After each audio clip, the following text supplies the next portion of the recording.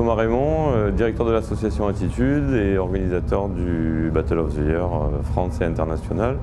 Mon parcours, c'est une association qui existe depuis maintenant 1997, qui s'occupe sur Montpellier de à la fois gérer des écoles de skateboard, de BMX, de dance hip-hop et qui organise aussi des événements, donc le Battle of the Year, et qui est aussi initiateur d'un réseau qui s'appelle le réseau hip-hop Occitanie, qui s'occupe d'essayer d'organiser, structurer le mouvement hip-hop dans la région. Le Battle of the Year, c'est un battle qui est un peu particulier parce que du coup il y a un format qui demande au crew avant les battles de présenter des shows chorégraphiques de 6 minutes sur lesquels ils sont jugés sur des critères à la fois liés à la danse et liés on va dire à la partie plutôt b-boying.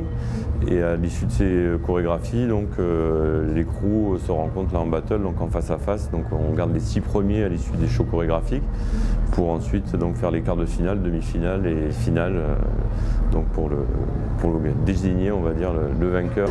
Et du coup depuis quand ça existe? C'est en même temps que Attitude? Alors ça existe depuis les années 90. Au début c'était un événement qui était organisé en Allemagne, qui est venu en France en 2010 et jusqu'à 2012, puis après qui est reparti en Allemagne.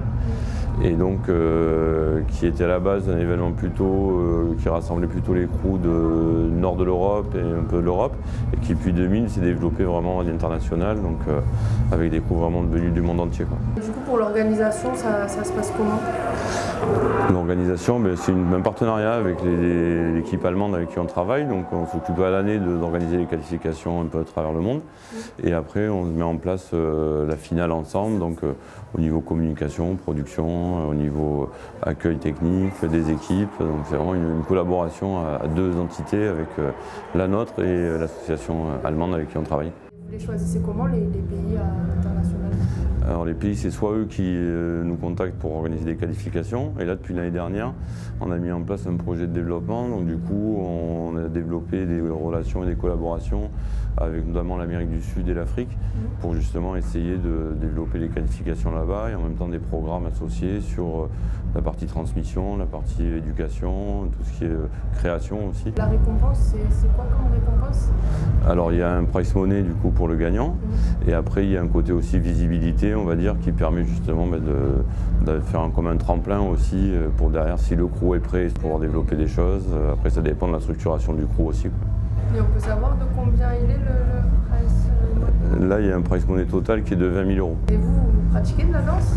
Moi j'ai dansé un peu mais pas très bien. Moi je faisais surtout du skateboard en fait quand j'étais jeune, et c'est à travers ça que moi j'ai aussi découvert la culture hip-hop, la musique, et donc du coup ça m'a permis justement de naviguer dans tous ces milieux-là, et c'est ça qui m'intéresse, de pouvoir justement passer sur différentes disciplines et de ne pas être dans la routine au niveau justement de tous ces univers-là.